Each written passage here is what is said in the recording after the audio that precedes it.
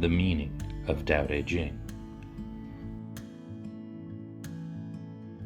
Before studying Dao De Jing, it is important to understand what the title means in ancient Chinese. Unfortunately, it's not as simple as typing the characters into Google Translate. When translating any language, it's important to recognize that different languages not only use different words, but they also use different sentence structures, extra words, and sometimes they even leave words out. For example, in Japanese, the subject of a sentence is almost always missing and even considered superfluous.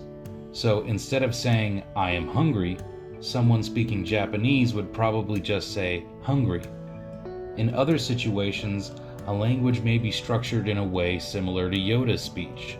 So instead of saying, "this is good," they would say, "good this is." Furthermore, all languages have slang and irony. Imagine someone who does not speak English reading a translation of this sentence. "My cell phone went off in the theater." Reading "went off," they would probably think that the cell phone actually powered off, when in reality the writer was trying to say that their phone was very much on and ringing loudly. Because of these complications, translators cannot translate sentences literally word for word. They need to take some poetic license in order for things to make sense in the new language, and to achieve this, they need to have a firm grasp on the context of the words. So all of that out of the way, let's get into the translation. Dao means way, also path, road, and more. But in the context of the lessons of the book, it is really being used to say the basic way of the universe, or more simply, the universal way. Taoists believe the universal way cannot be completely understood because it is endless and ever-changing. In contrast, the definition of Te is pretty straightforward. Te means virtue, which means possessing strength of mind and moral excellence.